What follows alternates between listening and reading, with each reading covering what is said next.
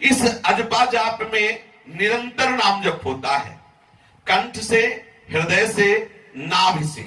पहले जिह्वा से प्रारंभ होता है, धीरे धीरे हल्का सा उच्चारण करते हुए, नाम का ध्यान करते हुए, फिर वो उतरेगा, फिर कंठ से होने लगता है, फिर हृदय में नाम अंकित हो जाता है और बार बार नाम स्फुरित होता है, फिर नाभि से नाम अर्थात नस नाड़ियों में नाम का स्वरूप प्रकाशित हो जाता है। अगर हम 1 वर्ष जिह्वा से अभ्यास कर लें तो अपने आप कंठ से जप होने लगेगा, और यदि हम 2 वर्ष कंठ से अभ्यास कर लें तो तीसरे वर्ष में नाभि में पहुंच जाए। निरंतर खान पान करते समय भी ध्यान देते हुए, ये महापुरुषों के अनुभव की बात है। 1 वर्ष यदि हम सतत नाम जिह्वा से ले या मंत्र जपे, ओठ बंद करके जिह्वा हिलाते हुए, तो 1 वर्ष के अंतर्गत इतना अंतःकरण पवित्र हो जाएगा कि कंठ से अपने आप हो जाएगा। कंठ से जब शुरू हो तो 2 वर्ष तक यदि कंठ से हो तो हृदय में, नाभि में उतर जाता है, और यदि सावधानी पूर्वक नाभि में, जो हृदय में जप हो रहा है, ध्यान सहित हम उसका सुमिरन करने लगे तो बहुत शीघ्र अजपा जाप प्रारंभ हो जाता है। फिर करना नहीं पड़ता, बैठा है, खड़ा है, चल रहा है, फिर रहा है, वो अपने आप नाम स्फुरित हो रहा है। रोम रोम रग रग में नाम का आनंद छा जाता है। उसमें माला की जरूरत नहीं होती, उसमें बाहर कोई अंगुली चलाने की जरूरत नहीं होती, वो अंदर ही अंदर, अंदर ही अंदर स्वयं चलता है। अजपा जाप में भोजन कम होना चाहिए। अगर एक समय पाने से आपका काम चल जाए तो बहुत अच्छा है, अगर 2 समय पाए तो थोड़ा थोड़ा भोजन पाए। नींद 5 घंटे से अधिक नहीं होनी चाहिए। एकांतवास अधिक से अधिक होना चाहिए। अजपा जाप का अभ्यास करने वाले साधक को गद्दा, तकिया, ये सब जो बहुत सुखद आसन है, इनका प्रयोग नहीं करना चाहिए। भजन का खजाना सदैव अपने हृदय तिजोरी में गुप्त रखें। 24 घंटे आपको केवल एक ही लक्ष्य होना चाहिए, अजपा जाप। अंदर हमारे मंत्र चल रहा है कि नहीं, नाम चल रहा है कि, आपको एक ही बात देखनी, जो भी सेवा बने उसे आराम से करते रहो, शीघ्रता पूर्वक नहीं, लेकिन आपको अंदर से देखना है आपका नाम चल रहा है, मंत्र चल रहा है कि नहीं। नहीं चल रहा तो तत्काल सावधान होकर उसे चलाओ। भोजन सात्विक होना चाहिए। जो उपासक सदैव जप परायण रहना चाहता है, उसे चाहिए कि अधिक चावल ना खाए, क्योंकि चावल बादी और गैस बनाने वाला होता है और आलस्य प्रमाद बढ़ता है। और मूंग की दाल, पतली रोटी या भिक्षा की रोटी या कोई सब्जी 1 वक्त या 2 वक्त थोड़ा थोड़ा करके पाले। रात में दूध उतना ही गर्म पिए जितना सहज में पिया जाए। अधिक चाय जैसा गर्म पिएंगे तो ब्रह्मचर्य नाश का कारण बन जाएगा। मीठा और नमक अगर छोड़ दो तो बहुत अच्छा है, नहीं तो बहुत कम से कम पाओ। अगर आपको अजपा जाप निरंतर भजन करना है, चावल, खट्टा दही, खटाई, बहुत मात्रा में तेल, लाल मिर्च, मसाला, मूंगफली, गोभी, प्याज, लहसुन बिल्कुल नहीं पाना चाहिए। ये इसलिए वर्णन कर रहे हैं कि अगर आप मूंगफली पाओगे तो इसका परिणाम देखा गया है, ये कब्ज बनाती है, बहुत गर्म होती है, उपासक को बर्दाश्त नहीं हो पाएगा, उसके ब्रह्मचर्य को बर्दाश्त नहीं होगा। गोभी भी गैस्ट्रिक होती है। ये जितने पदार्थ लिखे हैं भजन में हानि करने वाले हैं। मांस आदि तो सर्वथा त्याज्य है, और प्याज लहसुन के लिए महापुरुषों से और शास्त्रों में लिखा पाया गया है कि जो प्याज लहसुन पाता है उसे अंत में प्रेत की योनि प्राप्त होती है। इसीलिए हमारे यहाँ खान पान में बहुत सावधानी का बर्ताव किया गया है।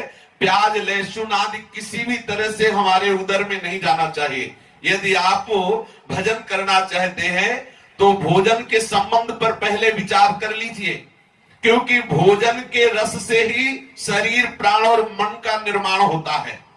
जो अशुद्ध भोजन करते हैं उनका शरीर अशुद्ध हो जाता है, उनके प्राण क्षोभ युक्त हो जाते हैं, चित्त में सदैव ग्लानि बनी रहती है। जिसमें ग्लानि होती है चित्त में, जो शरीर बोझा सा लग रहा है, प्रमाद छाया हुआ है, वो कैसे मंत्राकार वृत्ति कर सकता है। आवश्यकता ठीक से समझते हुए आहार करें कि ये हमारे लिए आवश्यक है, ये अनावश्यक है, और भजन में लगे तो बहुत शीघ्र लाभ होता है। घर में यदि नाम जप किया जाए तो 10 गुना फल होता है। घर में जो आप नाम जप कर रहे हो वहां गाय बंधी है, तो आप समझो कि ऐसे जब करने से उस गाय के जगह में जब करने से 10 गुना लाभ होगा। और यदि आप जंगल में चले गए, पीपल के नीचे बैठ के जब कर रहे हैं, तो आप वहां से 100 गुना ज्यादा लाभ प्राप्त करेंगे। और यदि आप वहां से कहीं तीर्थ चले गए फिर जब कर रहे हैं, तो आपको 1000 गुना, एक माला के जपने पर 1000 माला का लाभ प्राप्त होगा। और यदि आप गंगा या यमुना के तट में 8 हाथ के अंतर्गत, महापुरुषों से सुना है, 8 धारा की दूरी 8 हाथ, 8 हाथ के अंतर्गत बैठकर जप करेंगे तो लाख गुना बढ़कर आपको जप का फल मिलेगा। और यदि आप कहीं पुरियों में, जो भगवत लीला की पुरी है, मथुरापुरी, अयोध्यापुरी, काशीपुरी, कांचीपुरी, द्वारिकापुरी, इनमें जब करेंगे तो आपको करोड़ गुना फल मिलेगा। और यदि धाम में जब करेंगे तो अरब गुना फल मिलेगा। और यदि गुरुदेव के चरणों के समीप बैठ करके जब करेंगे तो अनंत गुना फल मिलेगा। गुरुदेव के चरणों के समीप, देख लो, गुरुदेव के चरणों के समीप बैठ करके अनंत गुना सबसे श्रेष्ठ है। यदि आप धामवासी है तो गर्व करो कि हमें प्यारी जी ने स्वीकार कर लिया।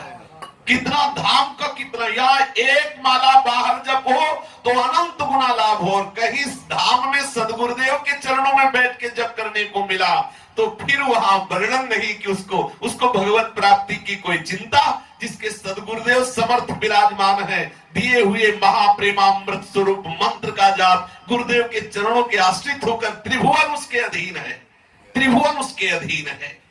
जिस स्थान पर कोई भय न लगता हो, किसी के द्वारा आपको सताने का भय न हो, सांप है, बिच्छू है, बाघ है, या किसी भी तरह से जीव का, बंदर आदि का भय न हो, वही बैठ करके जप का अनुष्ठान करना चाहिए। जप करना, मान लो आप बैठे हो, बार बार लग रहा बंदर न छीन ले जाए माला या परेशान, वहां मत बैठो, सुरक्षित जगह में बैठो जहां आप अपने मन को एकाग्र कर सकते हो। इस तरह से जो उपासक सदैव अजपा जाप में संलग्न होना चाहता है, उसे कभी सैया पर शयन नहीं करना चाहिए, भूमि शयन करना चाहिए। स्पष्ट वर्णन है। जो अजपा जाप करना चाहता है उसे भूमि शयन करना चाहिए, भूमि में आसन लगाकर शयन करना चाहिए। दूसरी बात, गृहस्थ हो तो केवल संतानोत्पत्ति के लिए भगवत इच्छा, भगवत आज्ञा का पालन करने के लिए ब्रह्मचर्य खंडित करे, और विरक्त हो तो पूर्ण ब्रह्मचर्य रहे। तीसरी बात, अजपा जाप चलाने वाले साधक को मौन का आश्रय लेना चाहिए, विचार मौन। आवश्यक है तो बोले, नहीं तो चुप, जरूरी नहीं कि हम उसको उत्तर दें, नाराज हो तो बना रहे। चौथी बात, गुरु आज्ञा के अधीन जीवन होना चाहिए। गुरु सेवा और गुरु आज्ञा की अधीनता जप सिद्धि में बहुत आवश्यक है। यदि गुरु की अवहेलना, मंत्रदाता की अवहेलना कर दे तो चाहे सर के बल खड़ा होकर मंत्र जप करे, कभी सिद्ध नहीं हो सकता। गुरु अवहेलना कर दे, गुरु की अवज्ञा कर दे और फिर सोचे कि हम तप कर लेंगे, तो मंत्र अधिष्ठात्र देवता ही तुम्हें बाधित कर देगा। जैसे गुरु की अवहेलना की काकभूषुंड जी ने, और मंत्र जप कर रहे हैं शिवालय में भगवान शिव का, तो शिव जी ने श्राप दे दिया, जा अजगर योनि को प्राप्त हो जा। इसलिए मंत्रदाता गुरुदेव की सेवा और अधीनता और ब्रह्मचर्य रहने वाले उपासक को त्रिकाल स्नान का नियम लेना चाहिए, 3 बार स्नान करना चाहिए। भूल से भी कोई पाप कर्म ना बनने पावे। नित्य गुरुदेव को अपनी दिनचर्या मतलब उनके सामने पेश करना चाहिए कि आपने जो हमें आज्ञा की, हमारा चल रहा है कार्य। गुरु की दृष्टि में आपकी दिनचर्या होनी चाहिए। और आप स्तुति एवं कीर्तन, अजपा जाप बढ़ाने के लिए करते रहे। आराध्य देव की स्तुति, आराध्य देव का कीर्तन, और थोड़ी मानसिक सेवा। अगर आप अजपा जाप करना चाहते हैं तो उसके लिए मन का एकाग्र होना आवश्यक है, और मन एकाग्र करने के लिए मानसिक सेवा आवश्यक है। यदि आपको चिदानंद में प्रभु का भाव नहीं आ रहा है तो जो सिंहासन में विराजमान प्रभु हैं वो चिदानंद ही हैं, उनका भाव करके उनकी मानसिक सेवा प्रारंभ करें, जिससे मन आपका पवित्र होगा तो मानसिक जाप में आपको बहुत सहयोग मिलेगा। गुरु में दृढ़ विश्वास कि जो गुरु जी ने मंत्र दिया है, जो जप दिया है, निश्चित इससे हमारा परम कल्याण हो जाएगा। जो अजपा जाप करना चाहता हो उसे भ्रष्ट स्त्री से कभी बात नहीं करनी चाहिए। जो व्रतों का उल्लंघन करके संकल्प लेकर उनको तोड़ देते हैं, ऐसे कभी उपासकों का भी संग नहीं करना चाहिए। आज संकल्प किया ऐसा नहीं करेंगे, इतना जप करेंगे और कोई मर्यादा नहीं, सब तोड़ दे, तो ऐसे उपासकों के संग से अजपा जाप करने वाले साधक को बाधा लग जाएगी, उसका हृदय भी शिथिल होने लगेगा। जो नास्तिक है उससे संभाषण नहीं करना चाहिए, कभी झूठे मुंह नहीं रहना चाहिए। अजपा जाप करने वाले उपासक को चाहिए यदि वो कुछ पाया है तो तत्काल 3 बार आचमन करे, कुल्ला करने के बाद आचमन करे, क्योंकि उसे प्रतिक्षण मंत्र जप करना, झूठा मुंह रहेगा, झूठे मुंह मंत्र नहीं जपा जाता। और कभी किसी से असत्य भाषण न करे, कभी किसी से कपट भरा भाषण न करे। अनुष्ठान जो अजपा जप का लिए हुए कि मैं निरंतर नाम जप करूंगा, कोई कसम न खाए। हम ये बोल रहे तुम्हें विश्वास हो तो मान लो, नहीं तो हम कसम नहीं खाएंगे। कोई शपथ न ले, कभी भी किसी तरह की कोई कसम न खाए। ये महापुरुषों के अनुभव है, बाधा पड़ जाएगी भजन में। इसलिए कभी भी उपासक को कसम नहीं खानी चाहिए कि मैं, अब प्राय लोग कह देते हैं अरे भाई भगवान की कसम खाते हैं, भगवान को तुमने फ्री समझ रखा है क्या? हमारे प्राणाराध्य, हमारी जान ले लो, लेकिन हम कसम नहीं खाएंगे अपने आराध्य देव की। ये नियम होना चाहिए। अनुष्ठान आरंभ कर देने पर यदि कोई मर जाता है तो भी आप अनुष्ठान न छोड़े, कोई जन्म ले रहा है तो भी अनुष्ठान नहीं छोड़े। जो भजन का अनुष्ठान है, जो सेवा का अनुष्ठान है, मरने वाले मरते रहे, जन्मने वाले जन्मते रहे। ऐसा नहीं है कि वो मर गए तो हमारा भजन बंद, बोले आज से भजन बंद, तो सबसे ज्यादा तो घातक हो गया ये मरना कि हमारा भजन छूट गया। जन्मने मरने के सोच में भजन नहीं छोड़ना। अपना आसन, अपना वस्त्र, अपनी शैया किसी को छूने ना दो।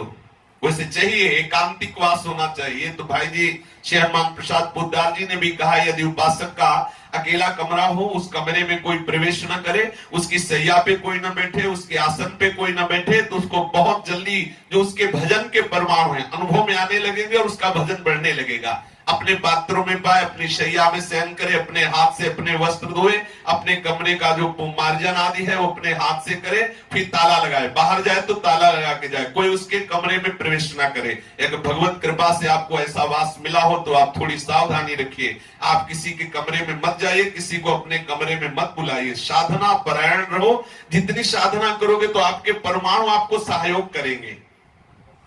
आप अपने साधन कक्ष में कभी गाना बजाना, ये सांसारिक वार्ता ना सुने। जैसे आप मोबाइल आदि से है गाना बज रहा है, ये वो बज रहा है, ये सब नहीं। आपका परमाणु से युक्त भागवतिक कमरा होना चाहिए। और देखा है हमने, श्रीधर बाबा कालीदेव में विराजमान थे, छोटी सी कुटिया थी और बड़े विनोद की बात की लगी थी मच्छरदानी, और चला जाए हाथ, मच्छर की बात क्या, इतनी फटी थी कि हाथ अंदर चला जाए। जब कहते बाबा नई मच्छरदानी ले आए, ये फट गई, बोले ले अभी काम चल रहा है। ऐसे विरक्त कि मच्छरदानी लगी है और उसमें हाथ चला जाए, ऐसे बड़े बड़े छेद है और इतने परमाणु की सच्ची मानो, जहां कुटिया में प्रवेश करो तो ऐसा लगता कि केवल जप करो, केवल जप, क्योंकि वो जप प्रधान महापुरुष थे। इतने परमाणु भजन के उनके छूते ही हृदय में जैसे मशीन रख दी गई हो, ऐसे मंत्र चलता था। इतना उनका जोर का भजन था कि जितनी देर उनके पास बैठो कुछ और याद आएगा ही नहीं, केवल भजन चलेगा। और ये ऐसा कई साधकों को अनुभव हुआ। ये क्यों? क्योंकि उनका परमाणु से भरा हुआ आसन, परमाणु से भरा हुआ उनकी कुटिया है। साधक को अपने कुटिया के परमाणु सुरक्षित रखने चाहिए। यदि आप इस तरह से भगवत आराधन करेंगे, सतत नाम जप का अभ्यास करेंगे, तो बहुत शीघ्र नामी में अनुराग हो जाएगा और प्रभु में अनुराग हो जाना ही जीवन का परम लाभ है। शेष चर्चा आगे। श्री राधा वल्लभ लाल की।